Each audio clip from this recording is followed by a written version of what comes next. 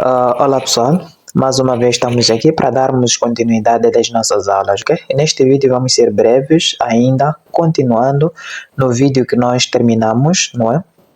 No vídeo número 2, nós vínhamos lá falando de alguns conceitos de fenômenos químicos, físicos, e hoje vamos começar a introduzir a matéria, ok? Já estamos a entrar em temas de extrema importância para os exames, então devem prestar atenção.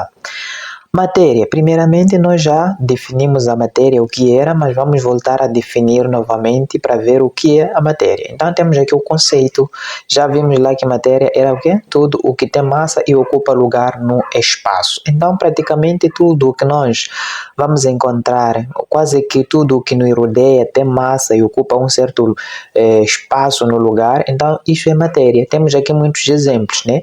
Ninguém deve ter dificuldades em dizer o que é matéria. Matéria pode ser o ar ocupa um lugar, vocês sabem muito bem, também tem massa, árvores, água, pedras e muito mais. Temos animais, pessoas, carros e outras coisas que vocês conhecem, ok? E aqui tem um pequeno exercício para vocês. Dê 3 exemplos da matéria. Vamos discutir esses 3 exercícios da vossa autoria, ok? E temos aqui um outro conceito extremamente interessante que tem a ver com o corpo, porque quando nós temos o conceito de matéria, temos também acompanhado o conceito de corpo. O que é o corpo? O corpo é a porção limitada da matéria, uma partinha da matéria nós chamamos de corpo, ok?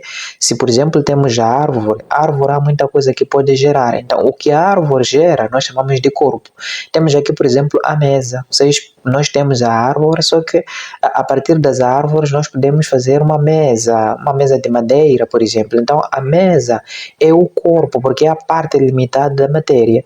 Temos cadeiras de ferro ou madeira, temos garrafas de vidro. Conseguem ver que, na verdade, o corpo tem a ver com uma partinha, uma porção limitada do que? Da matéria. Poderíamos dar, por exemplo, um exemplo de joias, não é? Então, as joias, por exemplo, nós sabemos muito bem que elas foram fabricadas a partir do material. Então, há uma partinha que se extraiu para ter uma partinha só. Então, há outros exemplos que vocês podem dar de o quê? De corpo, desde que vocês saibam que a matéria, por exemplo, as garrafas de PET, por exemplo, aquelas garrafas que fazem com plástico, não é? As garrafas de plástico elas vão ser corpo, o próprio plástico é que vai ser o quê? Vai ser matéria, ok? Então isso não podem ter dificuldades. E depois nós vamos entrar num outro conceito extremamente interessante da matéria ainda, que são as propriedades da matéria. Essas propriedades da matéria podem ser gerais, ok? As gerais, em pouquíssimas palavras, nós podemos encontrar a massa, podemos encontrar a extensão, ok? A massa é a quantidade que a matéria vai possuir, enquanto a extensão tem a ver com a capacidade que a mesma vai ocupar, ok? A extensão também pode ser o volume. Então, o mais importante, não estou aqui a trazer esses conceitos numa primeira fase, mas sim quais são as propriedades gerais da matéria. Isso sim vou perguntar nos testes, ok? Temos também a elasticidade, que é o aumento do seu volume, o que estamos a falar da matéria. Vocês já viram muitas coisas que se esticam, ok? Temos também impenetrabilidade, que é famoso isso, 2 corpos não podem ocupar em simultâneo o mesmo lugar ou o mesmo espaço, ok? Temos a divisibilidade, a capacidade que a matéria tem de se dividir, e por fim temos a compressibilidade. Então, esses aqui são importantes em saber basicamente quais são as propriedades da matéria gerais neste caso, ok? Então, nos vossos exercícios, testes, vocês devem prestar atenção para distinguir, ok? E diferenciar essas propriedades gerais. Por outro lado, temos as propriedades específicas da matéria. Estas, na verdade, dividem-se em química, ok? Em física, que tem a ver com constantes físicas, e também em organolépticas.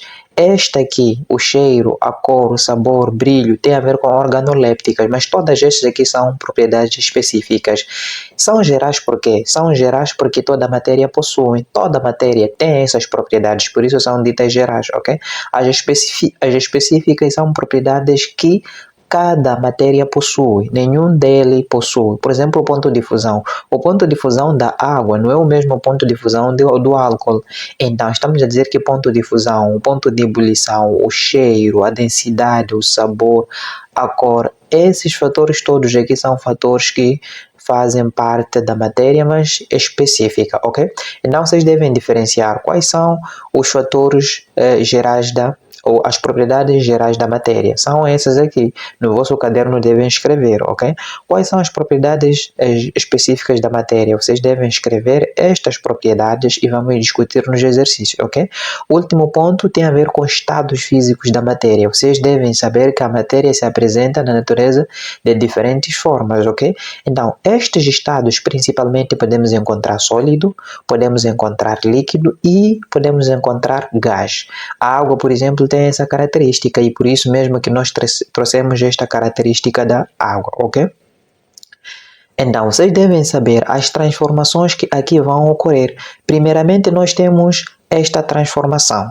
Nós aqui temos um sólido, é uma pedra de gelo, ok? Que é água na verdade, está na fase sólida. Esta aqui pode passar de sólido para líquido, ou seja, nós temos o gelo. Aquecemos o gelo, derrete e passa para estado líquido. Então, a passagem do estado sólido para líquido nós chamamos de fusão. Isso aqui é muito importante, ok? E por outro lado, este líquido aqui pode voltar novamente a ficar tanto a transformar-se em sólido, nesse caso ficar pedra novamente, ok? Então, quando nós temos a passagem de líquido para sólido, chamamos de solidificação. Isto é muito importante escrever nos vossos cadernos porque vamos avaliar. O outro ponto é que nós temos esta água líquida. Imaginem quando vocês aquecem a água líquida, estão ali com uma panela, vão aquecer aquela panela, a água aquece e vai sair algumas bolhas ali, vamos ter alguns vapores de água, que são essas gotículas aqui, que são gases na verdade. A água já transforma-se no estado gasoso. Então, ao passar o líquido para o estado gasoso, nós chamamos de vaporização, está a evaporar, ok? Temos vaporização e, por outro lado, esta água que está no estado tanto gasoso, ela pode transformar-se para o estado líquido, que é o caso, por exemplo, de chuva. Às vezes temos aqueles granitos ali em forma de pedra, elas transformam-se em líquido, aí chamamos de condensação, ok? E por outro lado, nós temos a passagem direita de sólido para gás. Quando temos a passagem direita de sólido para gás, nós chamamos de sublimação, ok? Mas por outro lado, podemos sair de gás para o sólido, ok? Não conseguimos ver muito bem aqui, mas gás para sólido, nós podemos dizer que também é sublimação ou ressublimação, que na verdade não há diferença daqui para aqui. Esta aqui é ressublimação ou basicamente sublimação, dependendo dos livros que nós usamos. Mas aqui vamos usar sublimação também ou ressublimação, ok? Então, mais importante, vocês devem saber esses estados físicos da matéria. Por isso, quando nós vamos começar a falar das nossas reações, vamos encontrar diferentes estados, e são esses. Podemos encontrar gases, sólidos, líquidos e devem prestar atenção, ok? Então, para a nossa aula 3, na verdade, era para discutir esses pontos. Agora vamos ver tanto alguns exercícios inerentes que fazem parte da primeira, segunda, terceira aula para nós aperfeiçoarmos tudo, ok?